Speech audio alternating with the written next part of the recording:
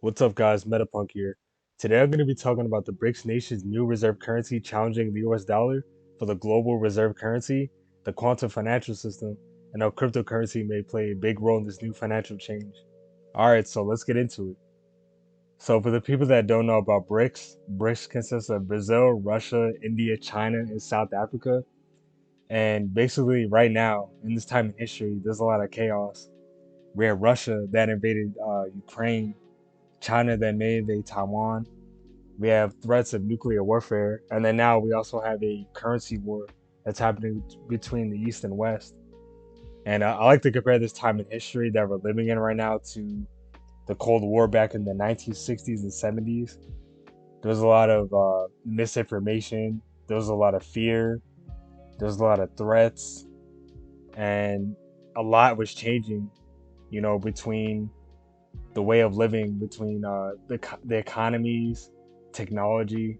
So it's really similar, and I feel like the currency part is not getting talked about. So it's gonna be a nice, interesting deep dive to get into. All right, so this article talks about BRICS, the new name and reserve currencies.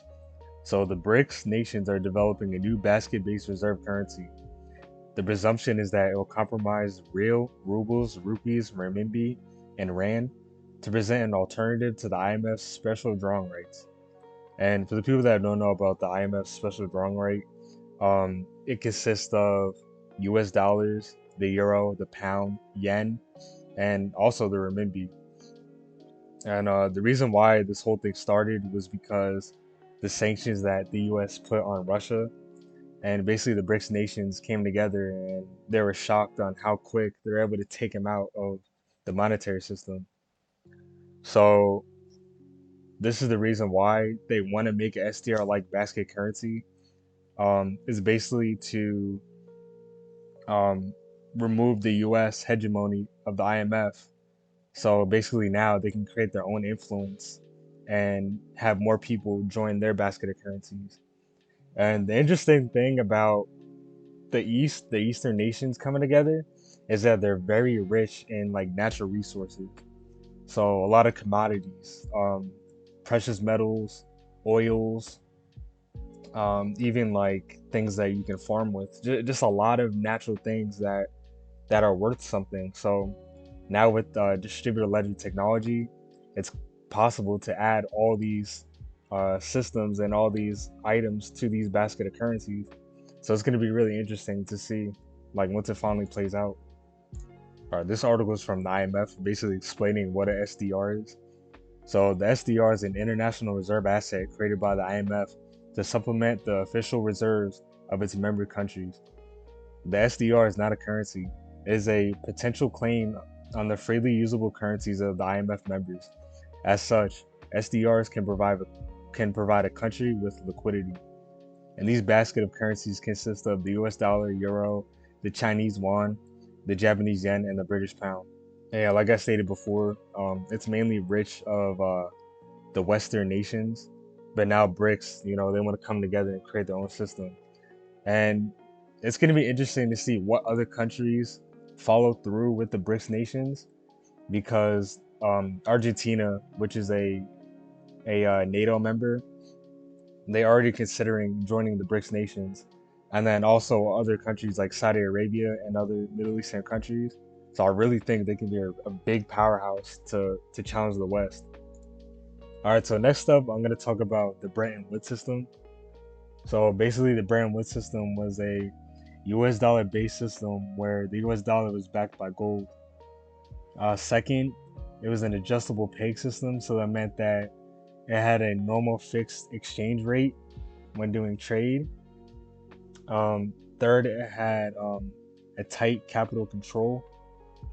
And fourth, it had a very pretty good macroeconomic performance, a lot of stability and high growth rates due to the gold standard and the gold backing. And if you look at now, the US dollar is has no backing, and it just by the faith of the people. That was when inflation just drastically increased.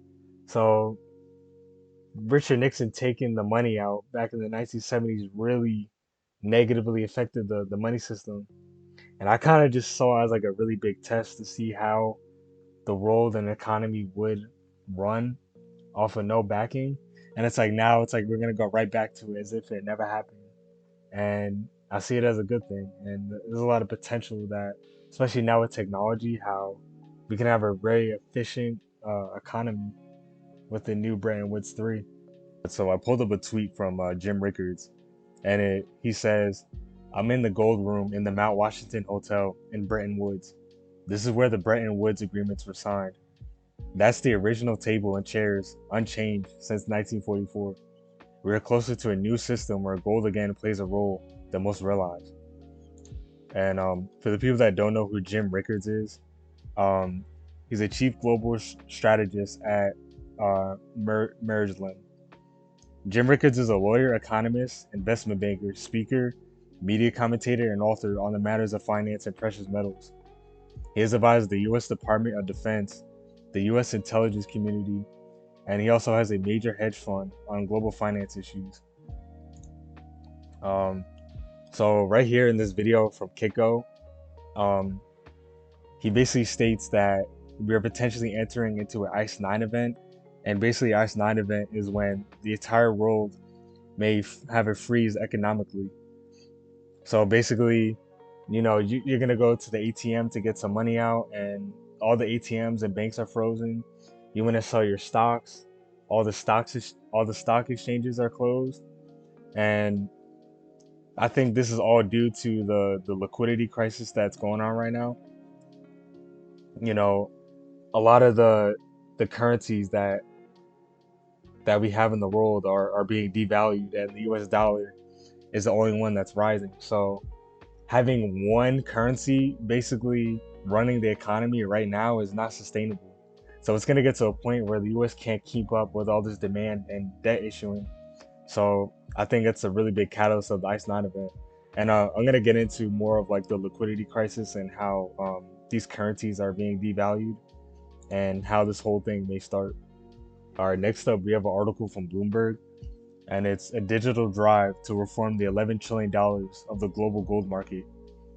And it states from this former investment banker and now part of the World Gold Council. This is David Tate, who is the head of this council. And basically, it states that $500 billion worth of gold is stored in many locations, but has been trundling along with little change for the past 2 decades. This former investment banker is trying to push through changes, and he hopes will significantly increase demand, including a database using blockchain technology to keep track of almost every gold bar in the world. Once that's up and running, he says, it should be possible to create a digital token backed by physical gold, and that could be more easily traded. So yeah, as I stated before in my last video, a lot of these ISO coins that are compatible with the system and tokenization has the ability to do this. So if you have something like XRP or XDC that can connect public and private and can issue out these gold bars, I can see them playing a really big role in this change. Also, like technology and systems like this are going to go hand in hand in the quantum financial system, which is another thing I'm going to get into later on. All right, so now I'm going to get into this recession and possible global depression that we may face and the reasoning behind it. So this is from Reuters. It's a huge sell-off rocks treasury markets and the yield curve inverts.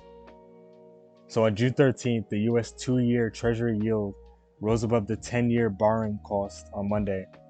The so-called curve inversion that often heralds an economic recession on expectations interest rates may rise faster and further than anticipated. Fears that the US Federal Reserve could offer an even larger rate hike than anticipated this week can contain inflation sent 2-year yields to the highest level since 2007. But a view is also playing out that aggressive rate hikes may tip the economy into the recession. So yeah, now we're in a quantitative tightening system right now. So basically, we're issuing less debt. The borrowing costs and interest rates are going a lot higher, so it's going to cause less people to borrow money and issue debt. and we live in a debt-based economy. So having higher interest rates and less borrowers is definitely gonna tip the economy down. And you know, the worse and worse things get, the more and more interest rates are gonna go up to really, crash the economy. And I really think once everything crashes, then it's gonna be an excuse to issue out this new monetary system. So that kind of goes back to what I was saying about Jim Rickards, how it's gonna get to a point where so many countries are trying to rely on the U.S. system right now, but at the same time they're trying to issue out less money, less debt.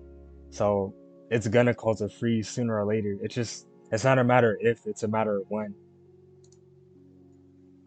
All right, so we got this article from the Credit Union Times, and it's how mispriced loans are fueling a liquidity crisis.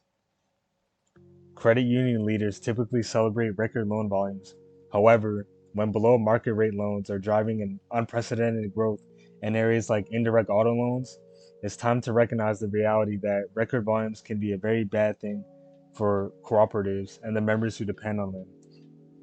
Over the past several years, many credit unions couldn't originate enough loans.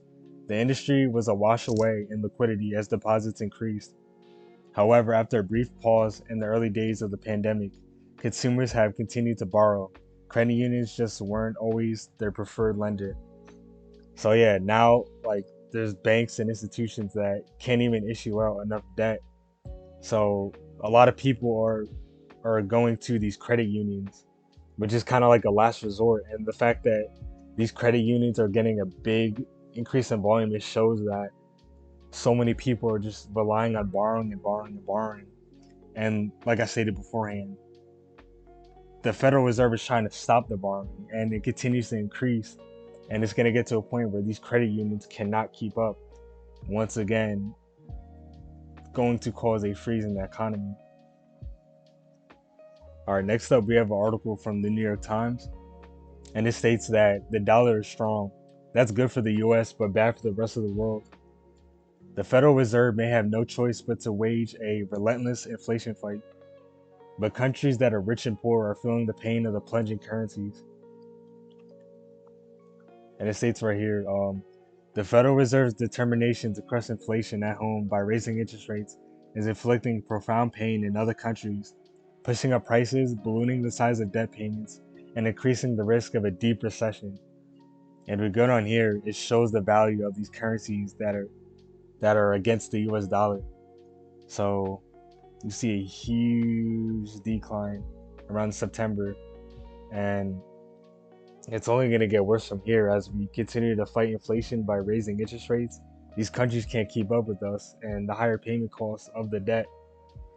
So it's going to get to a point where even here in the US, we can't keep up with this. So these countries are facing hyperinflation, and now the US people may face a hyperinflation environment. So I want to bring it back to what I was saying beforehand. Once again, this is not sustainable. So we're going to need a change in the monetary system where instead of having fiat dollars that are backed by nothing, we have fiat dollars that are pegged and backed by one of one real assets that are going to keep the value of everything. So that's why I see the BRICS nations, they know what's happening and they're trying to be ahead before everything collapses. And they may be one of the main resorts that countries go to once this collapse happens. I'm going to end this economic portion off with the World Economic Forum. And they state that America's dominance is over. By 2030, we'll have a handful of global powers. And this article was actually created in 2016. So I know a lot of people, they may not like the World Economic Forum, but in my opinion, it pays to pay attention to what they have to say, whether they have a hand in what's going on in the world and all these crises. They pretty much tell us what's going to happen before it happens. So it's really up to us to act accordingly and to have all the information to really be ahead of all these transitions that are happening in the world. All right, so now we're going to get into the digital asset side of this. So we got a tweet from Ripple, and it talks about their on-demand liquidity service.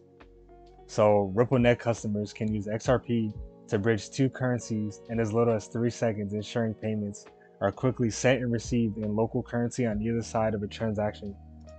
And if we go here real quick, it talks about crypto liquidity, and it shows a graph on how all these exchanges and institutions can send any forms of payment through the Ripple Liquidity Hub and have instant access through cryptocurrencies. And through this, it kind of ties into the cross-border payment thing.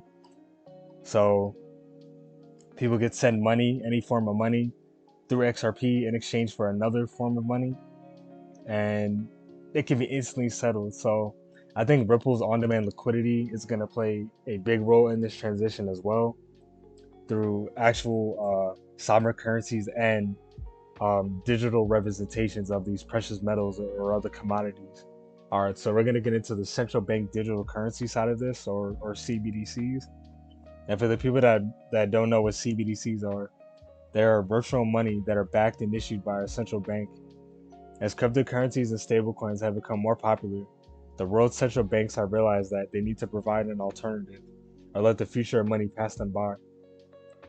And if we go down here, it actually shows a nice chart of what countries are developing their CBDCs, or what are which ones are already launched. And if you look at the West, basically they're all pretty much in research. And if you compare it to the East, all of them are pretty much ready for a pilot service. So once it's the right time, in my opinion, a liquidity crisis or a currency crisis, that'd be the perfect time for it to go live. All they need to do is, tell the people to download an app, and then they can get instant programmable money right on their phone. As an alternative to people getting their banks frozen. And as this really takes place, I think CBDCs are mainly going to be used for like government purposes, through like government assistance, or just people that may not know how to utilize these public DLT platforms like XRP, Algorand, and so on. So whether we like it or not, they definitely are going to be in our lives, and are going to play a big role in this new money system. All right, this article from Ripple talks about their partnerships with CBDCs, bringing interoperability and using XRP as a neutral bridge asset. So they state that the year ahead promises continued acceleration in crypto innovation. Within this, the evolution of CBDCs will play an important role in transforming payments globally and preserving the overall positive trajectory of the sector.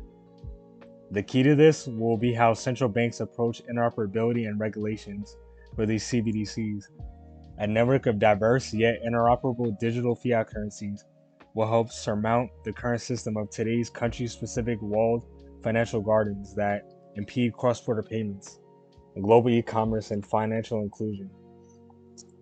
Existing conversations about CBDCs have taken on a greater urgency this past year for a number of reasons, including pandemic-related declines in cash usage, the new need for more effective ways to distribute government aid to unbanked citizens, and the impending launch of China's digital yuan.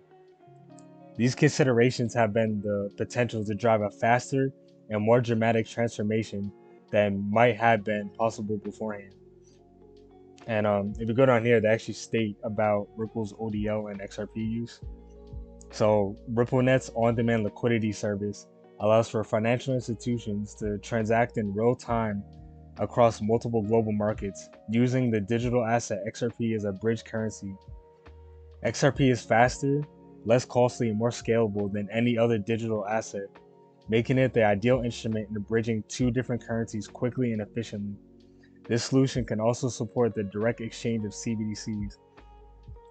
So yeah, I love talking about Ripple and XRP because they are going to play a big role. Once again, Ripple is a centralized fintech company, but their digital asset XRP is a neutral bridge currency that is arguably one of the most efficient.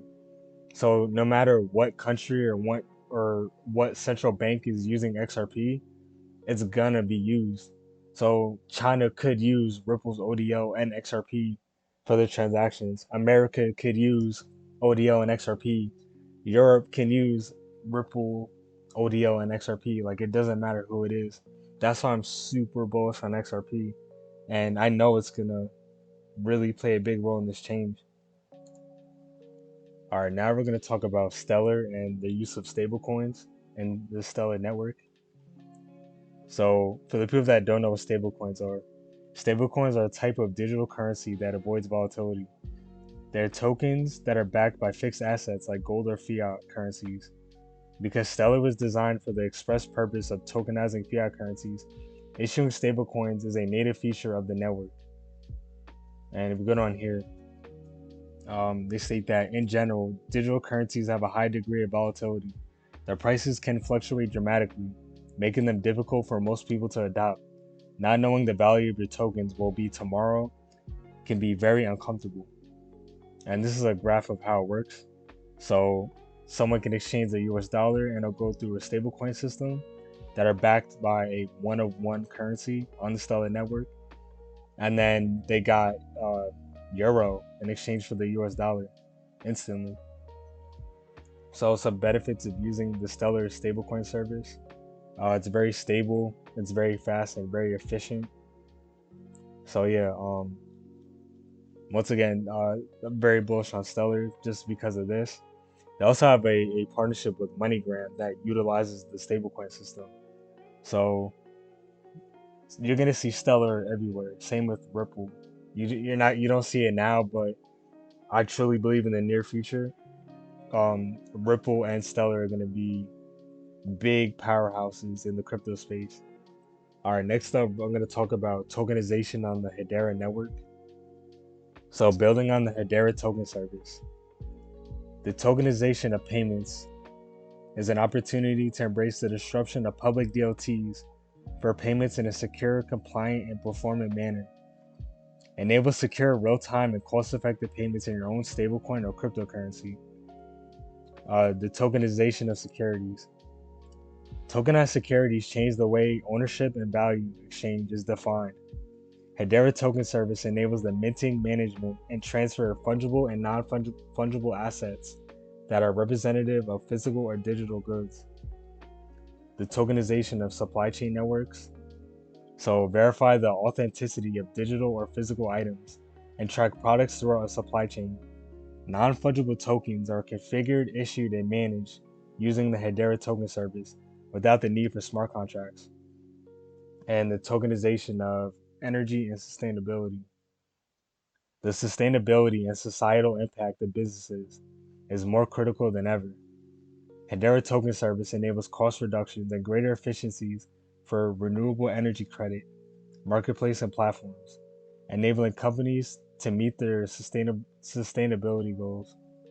So yeah, I showed Hedera, but pretty much a lot of the ISO coins or the consortiums that are public and private can basically do all this on the networks. I just wanted to showcase Hedera because I feel like they haven't really talked about it. And if you see right here, they talk about the non-fungible assets or NFTs. And these are the real use cases of NFTs that I feel like don't get talked about.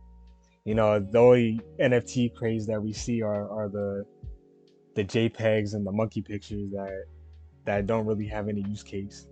So I think it's pretty interesting and cool to see all the use cases that really don't get talked about. And seeing this right here, the fact that you can use the HCS service without smart contracts, that is pretty big because there's a lot of development that goes into smart contracts. So without taking that step out is actually really efficient to build on this network. And for the energy and sustainability, this talks about renewable energy credit or like a carbon credit system. That's going to be another big thing that is going to be in the new system. So whether we like it or not, we have to have like some sort of system where we're tracking how much energy we can use and how much we should use in the future. And these companies are already ahead of that shift.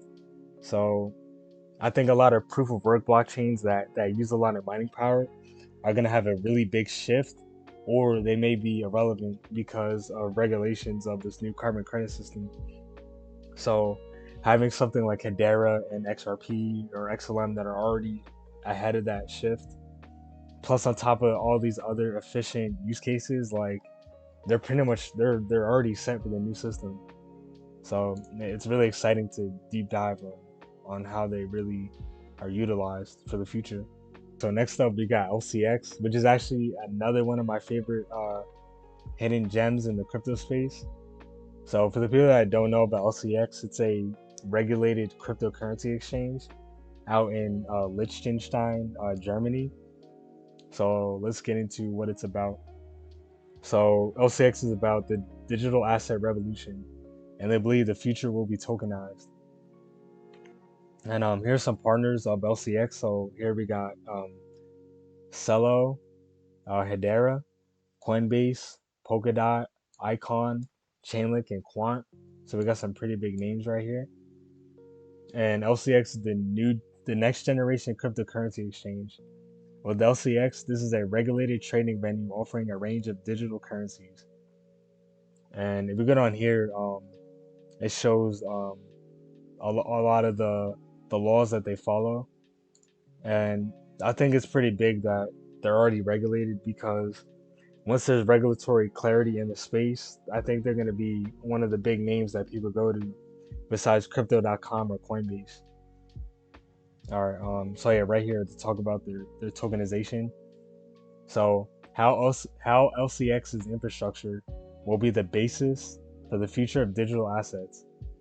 LCX is building a blockchain ecosystem enabling institutional, merchant, and consumer access for digital assets in a secure, trusted ecosystem.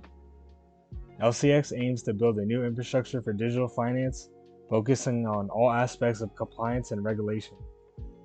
Investing to build AML and KYC technology solutions at the institutional and consumer level, including on-chain analytics and surveillance for all crypto deposits and withdrawals. LCX is continuously engaging with policymakers, regulators, and financial institutions, and will routinely participate in financial and security audits, as well as regulatory compliance review. So if we go down here, it shows a lot of the benefits of using LCX. So they have advanced trading tools, a token sale platform, and security token offerings. So it's a pretty versatile exchange. They also have a DEX, which is the Fire Salamander. Yeah, I think once regulations really hit the crypto space, I can see this being a large player that institutions, the banks are gonna flood to. And people may disagree. This is not what crypto was for, but it's like at the same time, you want to have big players part of the system as well. So I think it's cool having your networks like Monero that are really decentralized, but at the same time, it is cool to have crypto projects that are also bridging the new and old system together. And so I quickly want to throw this in here. This is the ISO 4217 standard. So this basically defines alpha codes and numeric codes for the representation of currencies and provide information about the relationships between individual currencies and their minor units.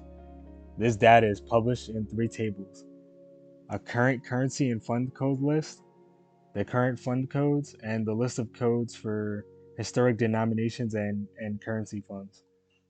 So if we go down here, it shows a list of all the currencies that are compliant with this code, and you can see all their codes right here.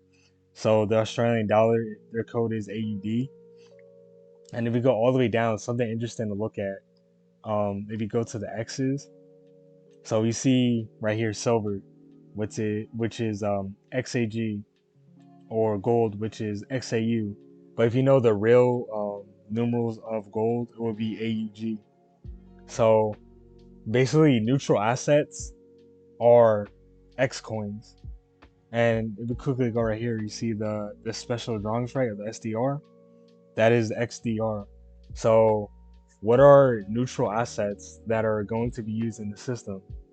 XRP, XLM, and XDC.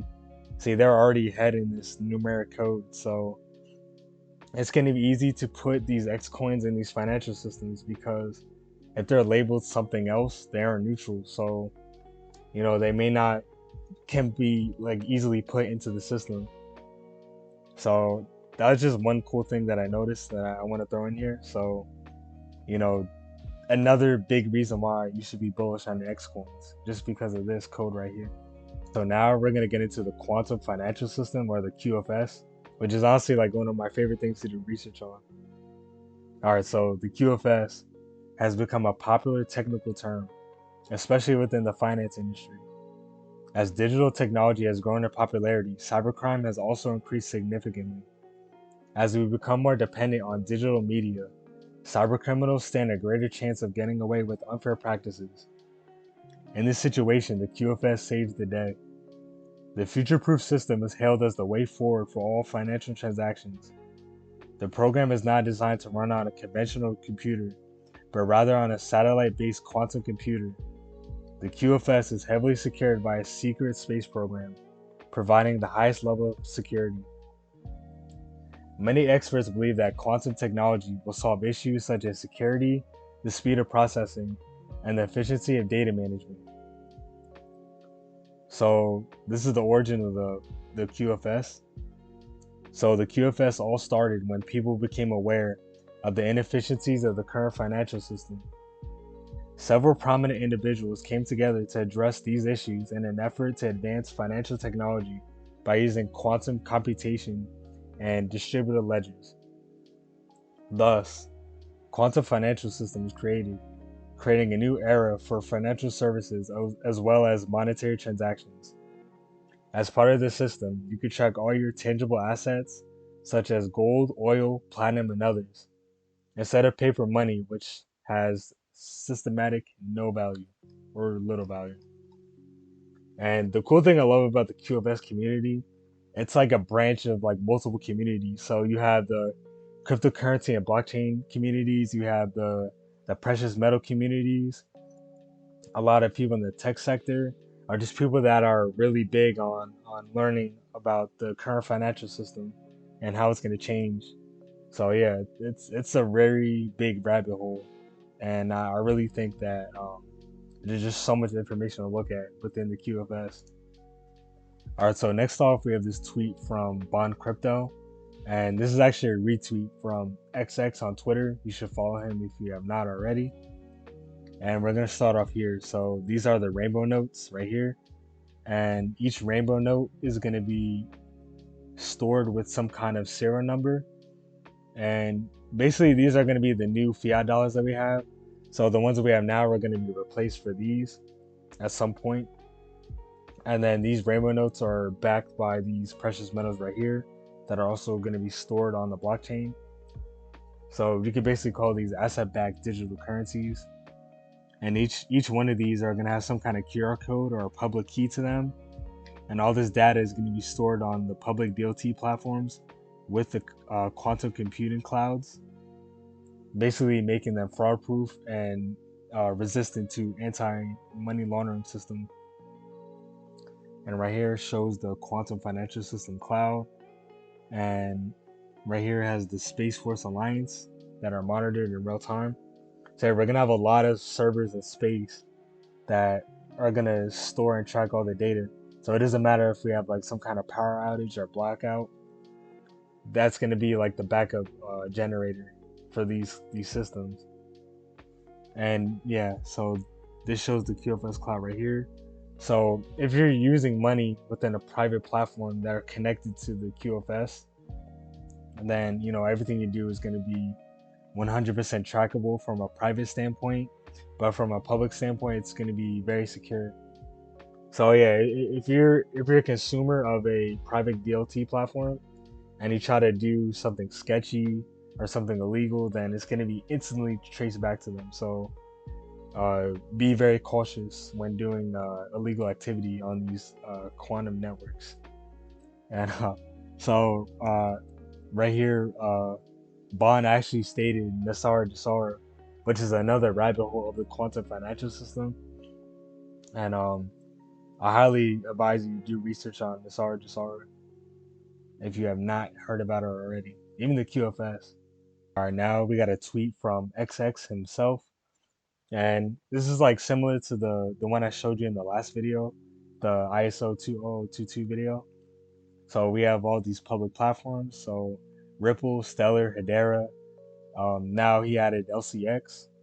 We have Quant, IOTA, and Casper, which is actually a direct hard fork of Ethereum. And I like to call it Ethereum 2.0 because it's very efficient. Um, and we have Algorand and XDC. And then we show the private companies right here, R3 Quarter, Finality, Bit, Finastra, IBM, Project Dawn with the Federal Reserve, La Chain, and the CBDCs right here in the middle. So yeah, these private networks right here, backed by the QFS and precious metals that are going to be in the middle of all these public and private DLTs at the same time. So it's like a really interesting concept to look at. And if you understand the QFS, then you can kind of understand how all these are going to come together to help the CBDCs with the QFS. All right, so for the last two slides, I'm going to end it off with what Basel III is, which is the system we're in now. So Basel III is an extension of the existing Basel II framework that introduces new capital and liquidity standards to strengthen the regulation, supervision, and risk management of the whole of the banking sector. So yeah, I think the Basel III initiative was the response to the 2008 crisis. So basically what they're saying, adding new capital and liquidity standards, I just see that as adding quantitative easing or adding stimulus to the economy. And then now if we go to the Basel IV initiative, um, the Basel IV framework is to restore the credibility in the banks, calculation of risk-weighted assets by constraining banks, and the use of internal risk models. Several reforms are included in various categories, including a standardized approach for credit risk, the quantification of CVA risk, and operational risk approaches. It's an enhancement to leverage ratio framework and the finalization of output floor and more. So yeah, on Basel III, I just see that as issuing more money and issuing more debt. And then Basel IV is like the response to that. So now we're gonna have less free money, just fake money out in circulation, and now we're gonna have real framework for banks and real asset-backed currencies, as I showed before, within the QFS that are going to be used within distributed ledger technology. So it's all coming together. So understanding Basel III, the old system going out into the new Basel IV initiative, which is going to be ran by precious metals and the quantum financial system. Well, that's the end of the video. Thank you so much if you made it this far. I really appreciate it. So yeah, with the quantum financial system, everything I said is not 100% confirmed or may happen 100%. It's all speculation and like proof of concept. But with the way I see the world going and kind of having a decent understanding of DLT and precious metals, I can see that I can see this system as a nice alternative to all the chaos that we're seeing. So now that I talked about the QFS, next I want to talk about the fourth industrial revolution and how I really see the economy changing, whether it's way of life, jobs, and just how technology is going to play a really big role in our lives within the next 5 to 10 years. So yeah, that's another exciting one to look forward to. After that, I see myself doing more like in-depth of like individual projects or concepts. It's just now I really like to talk about a broader scale of understanding this new digital economy, kind of putting it together, and then now I can get real more intimate within individual cryptocurrencies or just concepts in general. So yeah, this is your boy Metapunk, and I'm signing out.